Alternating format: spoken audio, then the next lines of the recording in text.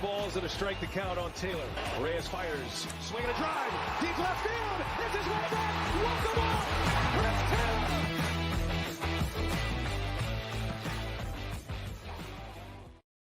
What's up, everyone? Welcome into DodgerHeads Live, presented by DodgerBlue.com, part of the Blue Wire Podcast Network. My name is Jeff Spiegel, joined tonight by Matthew Moreno, editor over at DodgerBlue.com. And Matt, the Dodgers win. This one started off about as poorly as it could have. I tweeted, hey, if you don't have Apple TV, good news. You're not missing anything because Dustin May did not start off looking like the Dustin May that we had hoped for. He gives up 2 runs in the first, but from then on out, it was a bunch of zeros for the Cardinals offense. They did end up, I did need to correct the score, 7-3. The Cardinals did get one there in the 9th inning. But Matt, ultimately a pretty convincing Dodgers victory. They get a home run from Mookie Betts early, a home run from Miguel Vargas late. Tough to complain about really anything we saw from the Dodgers tonight. Yeah, definitely. I mean, I think especially when you kind of factor in sort of the ups and downs that this season has already had, you take tonight's win.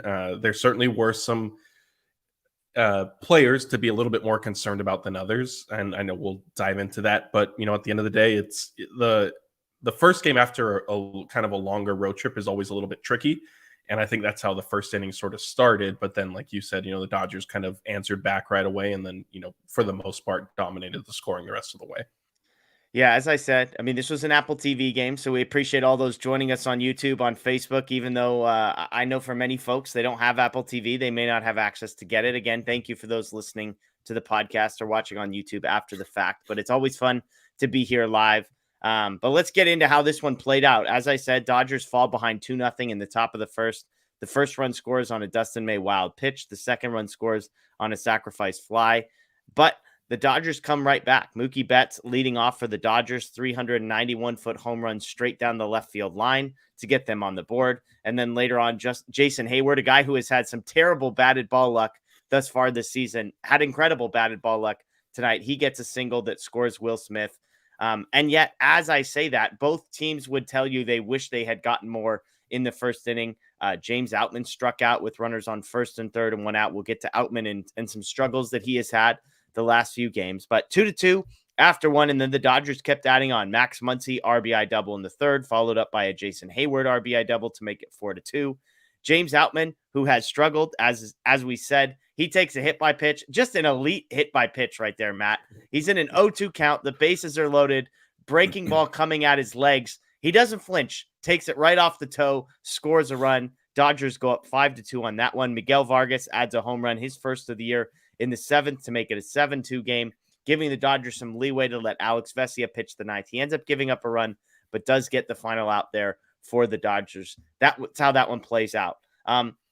This team, we had a video the other day, Matt, talking about the consistency of the offense. It feels very boom or bust. Of course, they score 7 runs here, which is on the boom side and not the bust side. But I did feel like there was a little bit more consistency from this offense, even though, as we'll talk about, it's sort of heavily weighted one way or the other. Betts and Vargas both homer, but the top 5 in the order ends up going 8 for 19. The bottom of the order really, really struggles. But I just felt like falling behind the way this team gets 2 runs in the first and then kind of tacks them on in the third, tacks them on in the 5th, tacks them on in the 7th.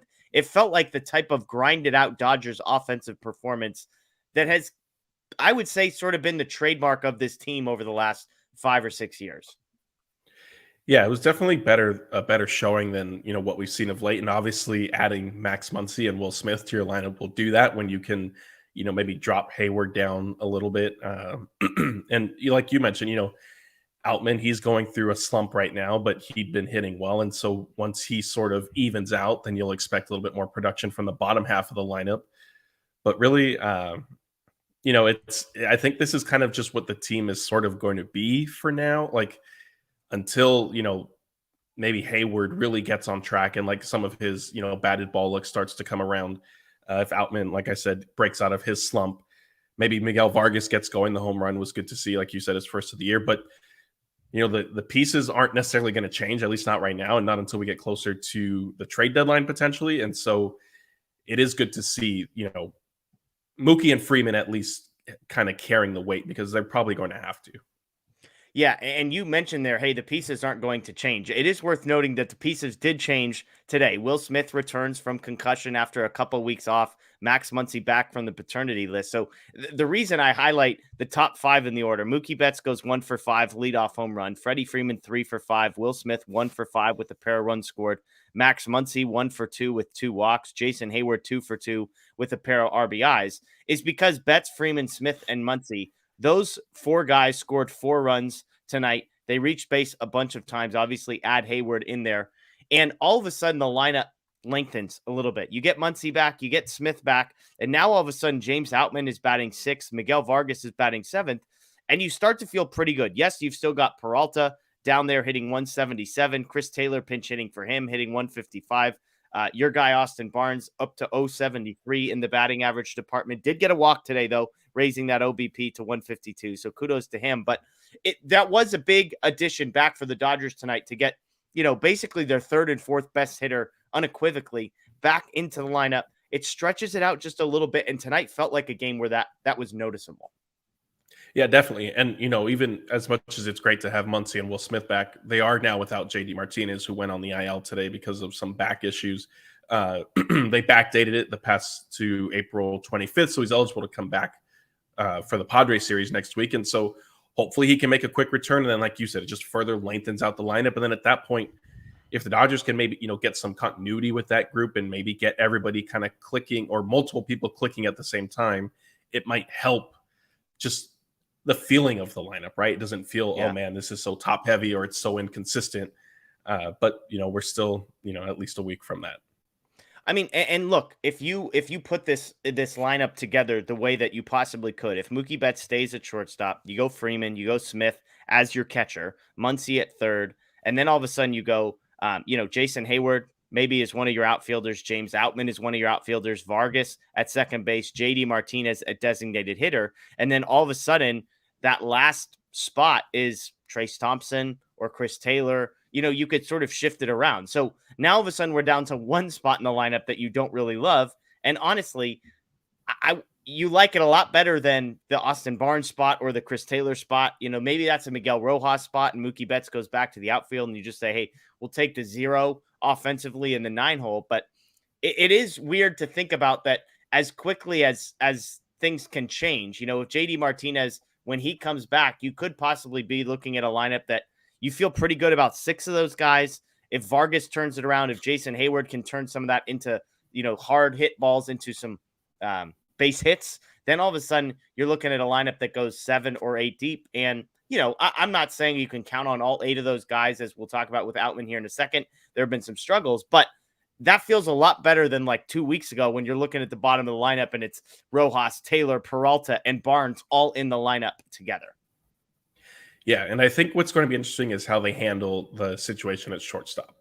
Yeah, I don't think they want to play Mookie there every day, but I mean, Rojas, if he's still not going to hit, if Chris Taylor is still not going to hit, you're sort of your hand is sort of forced into short of making a trade, which I don't think would happen now. But like I said, closer to trade deadline, you're almost forced into playing Mookie at shortstop on at least a semi-regular basis, so that you can get.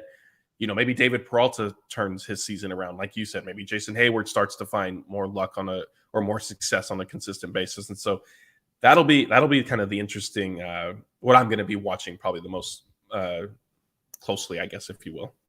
Yeah. I mean, look, if Mookie plays shortstop, then Trace Thompson and David Peralta and Jason Hayward, 2 of those 3 guys are going to be your worst hitters in your lineup. Versus if you go with a guy like Rojas, all of a sudden we know who the worst player in the lineup is going to be. And then it's going to be, Mookie and Hayward out there with James Outman. But let's talk about Outman real quick, because I'm curious to get your thoughts on this. Obviously, this is a guy that I've been high on for a long time. I think every Dodgers fan is now high on. The last few games have not been kind to James Outman. His last 8 at-bats. Now, these are not like trips to the plate. These are the last 8 times that he qualified for an at-bat, according to stats. Those have all been strikeouts. He is now 0 for 11 in his last 3 games, with a combined 9 strikeouts in those 11 at-bats. We knew there was going to be some regression to the mean. I'm not sure I saw 0 for 11 with 9 strikeouts, including 8 in a row coming. Are we concerned? Is the panic meter starting to go off that the balloon is going to deflate itself here and he's going to come back to earth, not just to earth, but maybe below the earth? Not really. And honestly, I didn't even realize that he had that many strikeouts in a row until they mentioned it on the broadcast tonight. And I think I've seen some of the comments. Like, I think the strike zone has been a factor. Definitely tonight, there were a few pitches during his at-bats that were questionable, if not missed calls completely. The umpiring during the Pirates series was similarly inconsistent. And so I'm not too worried. It's not like Outman's up there, flailing at every pitch out of the zone all of a sudden. If he was doing that, then I would say, okay, like, what's going on? Like he used to have pretty good plate discipline, and now his chase rate is way up. That's not the issue here. So I'm not worried. He's a young player. There were going to be, growing pains and a slump at some point. Yeah. Looking through the comments real quick, shout out to DeWatchman at Dodger Stadium watching the fireworks show, but tuning in here. We appreciate you as well, Mark, chiming in. Thank you for all those, again, watching us on YouTube. We've avoided it up until this point, not intentionally, but just because of the conversation. But let's talk about the pitching the Dodgers got tonight. We mentioned Dustin May. 5 innings, 2 earned runs is kind of the final stat line. But the interesting thing, I think, is 26 pitches in the first inning. They end up leaving him out there to finish 5. He throws a career high 104 pitches. I believe they said on the broadcast he had never thrown more than 100 at any point in his career. He gets through 5 full ones. Not his best performance, 3 hits and 4 walks, not what you want. Still not striking guys out at the rate you would like, 4 strikeouts in 5 innings. But he gives up the 2 earned runs in the first and is able to limit the damage after that. This wasn't Dustin May's best performance, but I think if at the first inning, you had told me, hey, he's going to give you 4 more innings and they're all going to be scoreless, that would have felt like a B+, A- performance from Dustin May. And so I've got to give him credit on that front.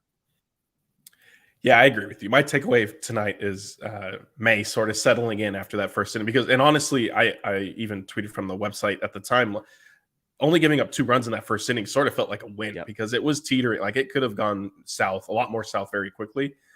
So to only give up the 2 runs and, like you said, get through 4 more innings, I think was key. I think this was obviously the first time they sort of really pushed him, and some of it I think is out of necessity. Just at some point, the bullpen has to get reset. You were, maybe thinking it would happen with Julio the other day, and he struggled. And so I think that was, a part, and Dave sort of pushing him to, even though it's only 1 or 2 outs, it's still saving, a relief pitcher at that point and, just getting you deeper into the game. And I know we'll get to him in a bit, but same line of thinking with Vesia, like being able to finish the game when it started to sort of not get away because the Dodgers were still up by, 4 runs, but it was going to get into a situation where all of a sudden one swing changes the complexion of it. But, back to Dustin, it's a little bit of what I expected, I guess, because this is his first, full season back from Tommy John. And we saw some of, the up and down last year when he returned. He looked really good in some starts, and then against, more superior opponents, which the Cardinals, no disrespect to them, I wouldn't necessarily put in that category. But Dustin May, I think, is still figuring himself out as he, works his way back from Tommy John. Because still, I mean, I forgot how many starts he ended up making last season. I think it was like 5 or 6. And so, he's at 10 now, 11 since he's had surgery. Like, that's not a lot. Yeah. I mean, you mentioned the first inning. It starts off walk, double, wild pitch, walk again. And so all of a sudden, the first 3 batters reach. It's 1-0 before Dustin May has an out, and you're looking at, guys on first and third. Gorman ends up stealing. It ends up being second and third after he records the first out. So you've got second and third. You got first and third with nobody out. Then you've got second and third with 1 out. For him to allow just one of those runs to score and limit the runs to the damage to 2 is great. Again, you could say the same for the Dodgers on the in the bottom of the first. Mookie homers, and then Freddie singles. Will Smith fielder's choice. Muncy walks. So you've got first and second. Hayward single. You got first and third with 1 out. James Outman strikeout. Vargas ground out. And it's 2-2. So you kind of feel like that was a net neutral. Both teams left some runs on the board.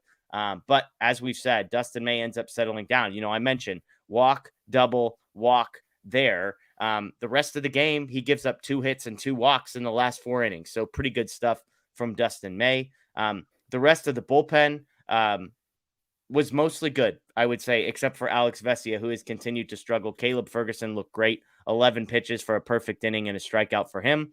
Victor Gonzalez I would say a little shaky, a walk and a hit. Does get the double play, though, in the midst of it. Brusdar Graterol, one pitch, shuts it down. Shelby Miller, a 1 inning, 1 walk, which is pretty much the Shelby Miller experience at this point. He throws 11 pitches. Only 4 of them go for strikes. He gives up no hits and a walk. I don't understand how he continues to do it. He walks so many dudes. He gives up basically no hits and basically no runs. But then there's Alex Vesia, a guy who is averaging more than 3 runners allowed per inning. He gives up 3 in 1 inning today, but does get 2 strikeouts. So let's land the plane with Alex Vesia before we get to some questions tonight, Matt. I tweeted as he was coming in, hey, this feels like a spot where Alex Vesia has to perform well. Otherwise, despite how good he was last year, he does have options. It feels like we were headed for potentially him getting sent down to AAA to figure some stuff out, to get his head right, to get his swag back. And sure enough, he struggles again tonight. 2 hits, 1 earned run, 1 walk. Does get 2 strikeouts, needs 28 pitches to do it. Evan Phillips is warming. The game-tying run was on deck in a game in which he entered with a 5-run lead. Where are you at on Alex Vesia? Is it time for him to get sent down and Justin Brule to come back up?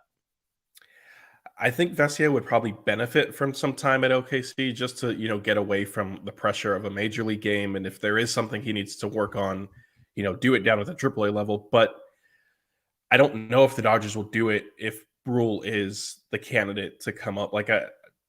If there was maybe an injured pitcher who was going to be coming back, or if maybe Victor Gonzalez wasn't up yet, then I could see them potentially doing something like that. But, and another thing to keep in mind is, I don't know the exact time, but Caleb Ferguson is going to be going on paternity leave at some point relatively soon. So that's going to be, movement in the bullpen. But yeah, I think, yes, Vesia would benefit from that. But if it's Brule who would come up, I don't know if the Dodgers will do that.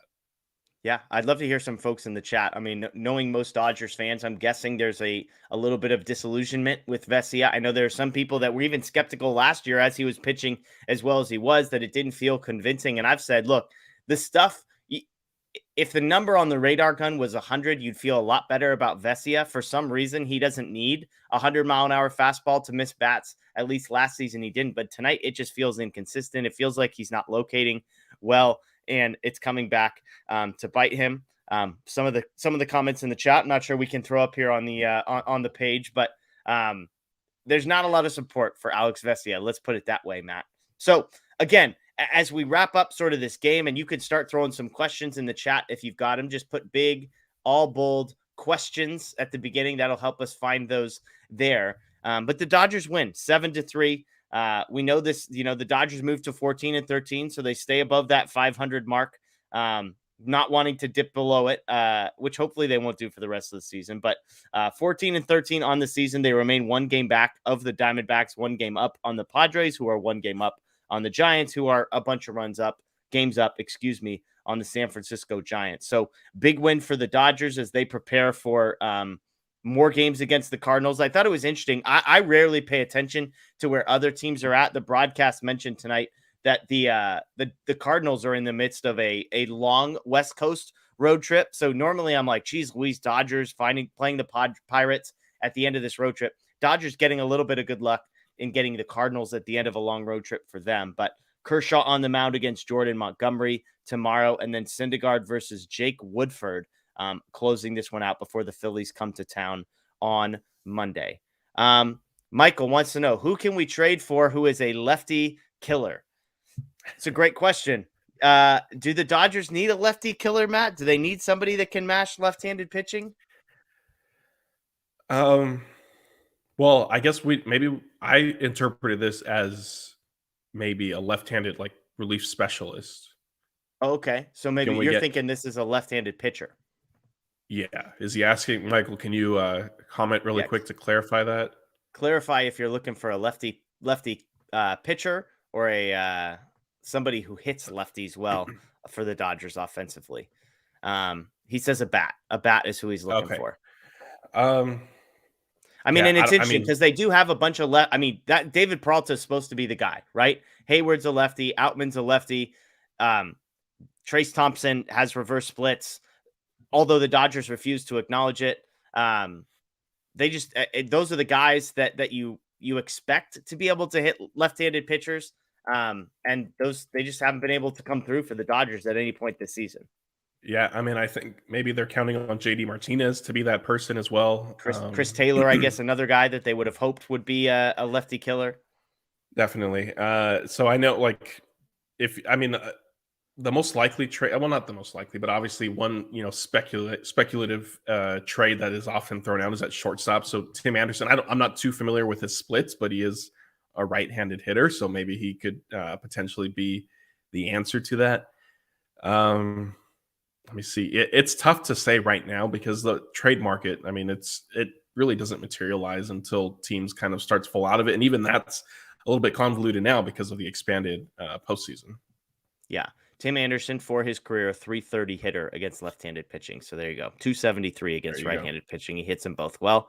But yeah, I mean, I think it's just the guys that they have on the roster who have not been performing. I think whether the expectations, were fair for those guys is another question. It's like the Trace Thompson thing. They keep bringing him in. It's like they don't want him to face righties. They bring him in to face lefties when he just keeps hitting righties well and can't hit lefties. So interesting to see there.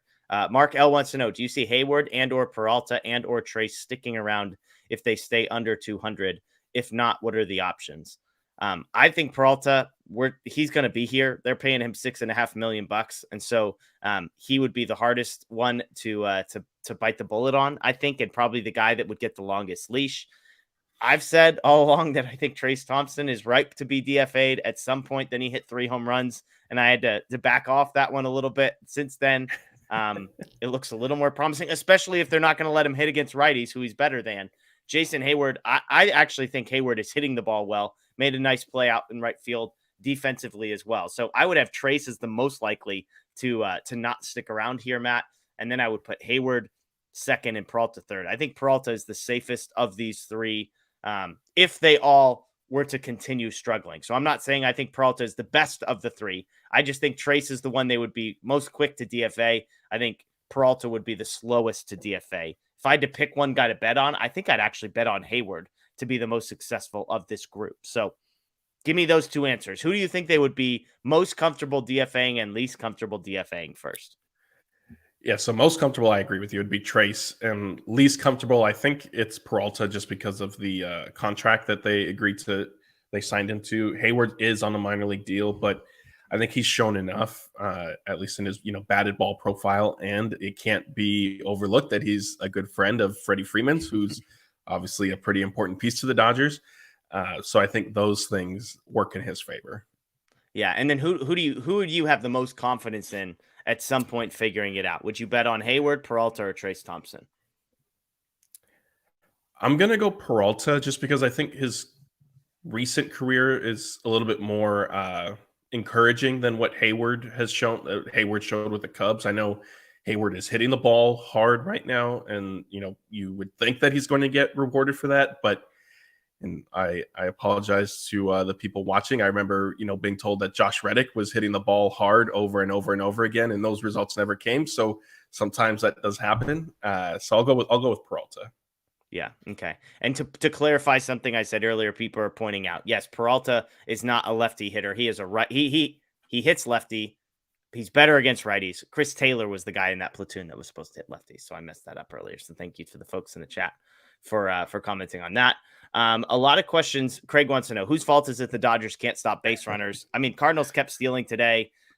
There weren't even throws. I mean, these guys were so close to bases by the time Austin Barnes caught the ball. He wasn't even throwing. You and I were both laughing on Twitter because Oli Marmol was asked about it point blank, said, "Hey, it seems like you're stealing a lot. Why is that?" And it was like this awkward pause of like 5 seconds, like he had been asked to like divulge state secrets. And then he basically just said, "We've done our homework." And yeah, they've been taking advantage. To me, this is entirely on the pitching staff. There was one time where I was like, okay, Austin, we could probably throw there. But like Goldschmidt stole third at one point. It wasn't even close. So to me, this is 100% on the pitchers. I'll go pitching staff as well. Not 100% because I will put some blame on the coaches in terms of needing to, and if it's misguided, like I'll preface it with, I'm not in the pitchers meetings. The coaches could be telling them, hey, you guys need to vary your times. You need to do this and that. Maybe they're just not necessarily doing it. Yeah. But I'll put pitchers and coaches, the blame for me falls on them because something's got to give. And whether Dave Roberts needs to call, a full blown pitch out every now and then, so be it. But yeah, I mean, it's getting bad. I mean, Paul Goldschmidt stealing third base on you, like that's unacceptable. I forgot. I don't know if it was in the Pirates series or the Cubs, like their catcher, like who hadn't had a stolen base in forever. Oh, yeah. Maybe I'm was it Jan Gomes? Jan Gomes had a steal when they were playing the Cubs. Yeah, like I love that Matt is calling for a pitch out. I mean, he is like, let's bring back early 2000s, late 90s baseball. Moreno wants a pitch out. I love it. Let's get some high and wide and throwing guys out. Yeah, something's got to give, because like I said, Paul Goldschmidt stealing third base without a throw like that. If that's not the straw that's going to break the camel's back, I don't know what is. And it's weird that it's every pitcher. It's not like the Dodgers just have one guy who has like no impact on the, no ability to hold guys on. Obviously, Julio is probably the lone exception, but it's against everybody. Starters, relievers, it's a mess everywhere you look. So I agree. I think you're probably right as far as the pitching staff. I saw a stat.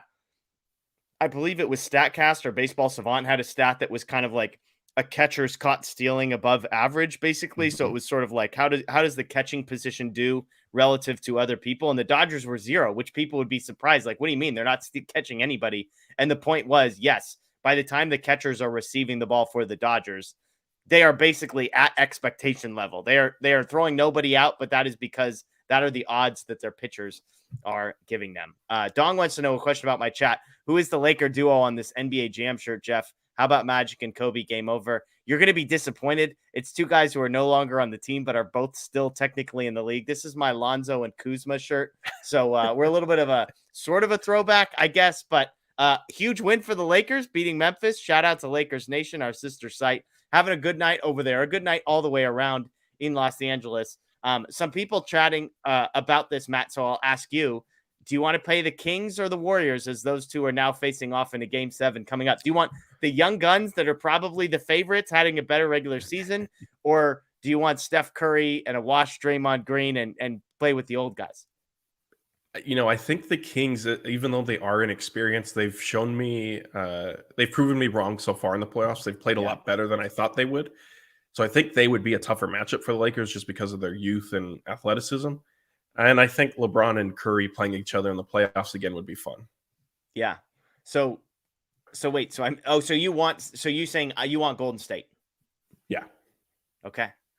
I think that'd be an easier matchup. If De'Aaron Fox is banged up, I'll take Sacramento. Obviously, they win Game 6. If they end up winning Game 7, he plays great. He's probably not all that banged up.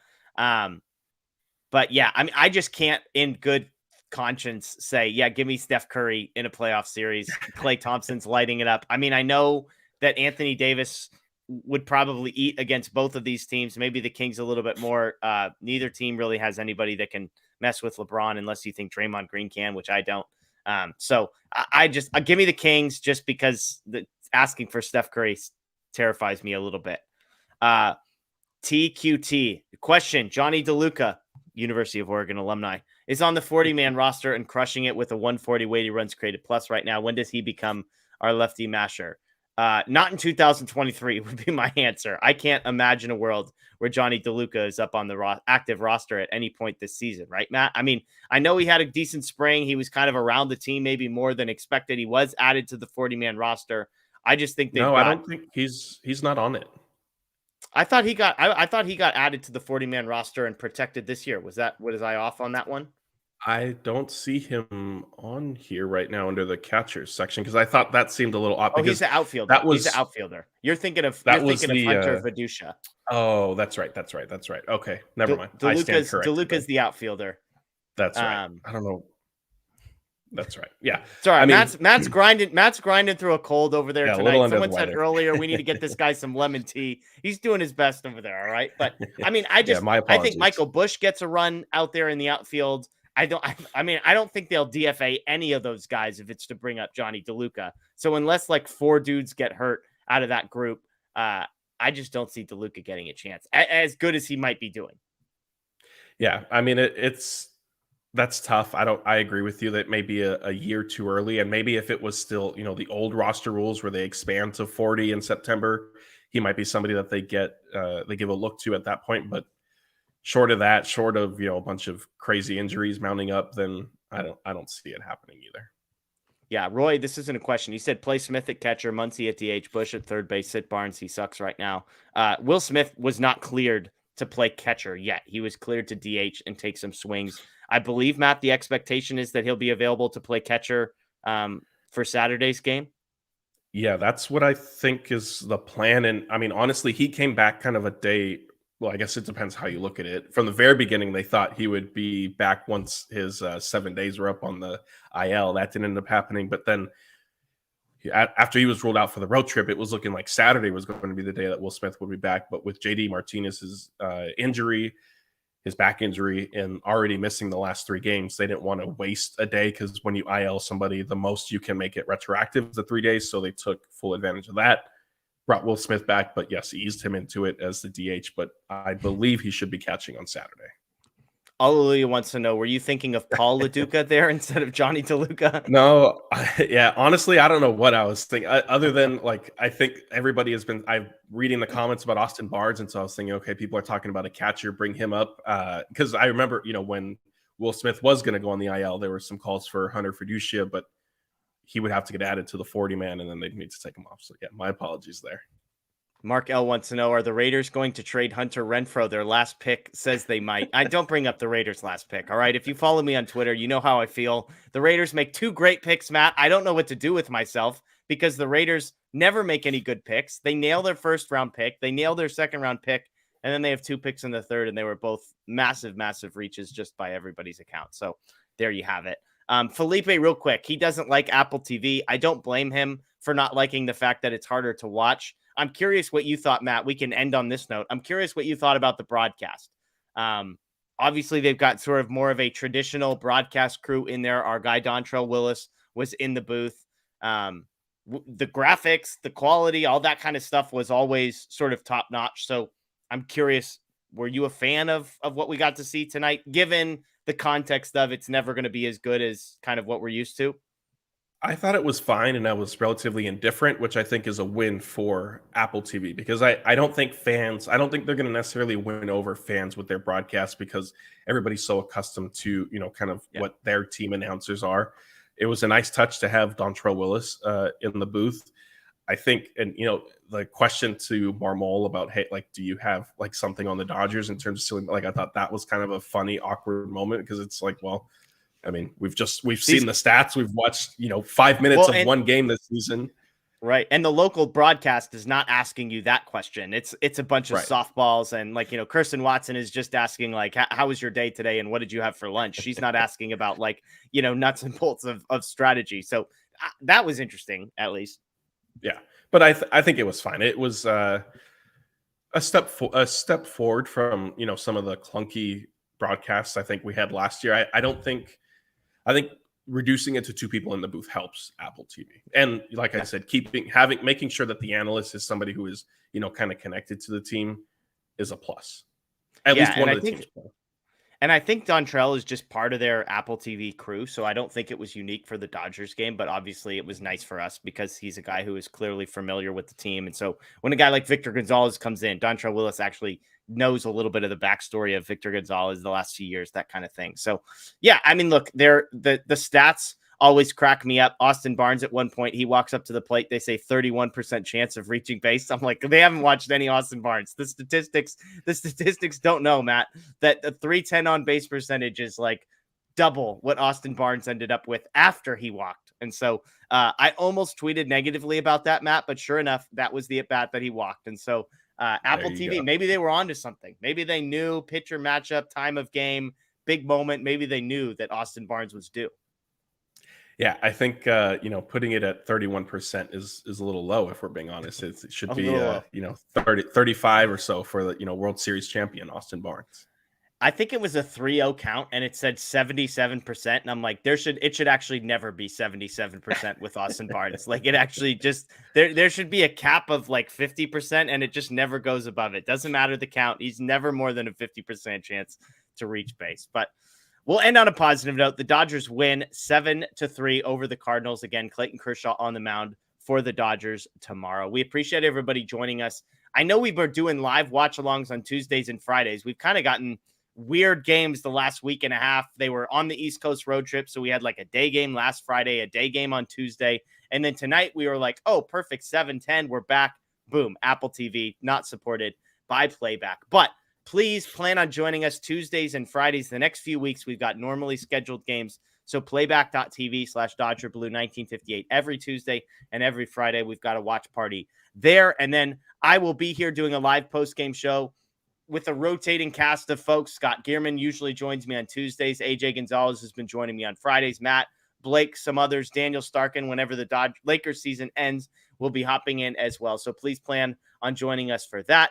In the meantime, check out DodgerBlue.com. We'll have a full recap and write-up on this one. Check out DodgerBlue1958 on social media for all the latest news and updates. And, of course, if you're here on YouTube, subscribe, ring the notification bell. If you're listening to this via podcast, please subscribe, like, rate, review. We would greatly appreciate it. That is Matt. My name is Jeff. Dodgers win 7-3. And so, of course, we end with Go Dodgers.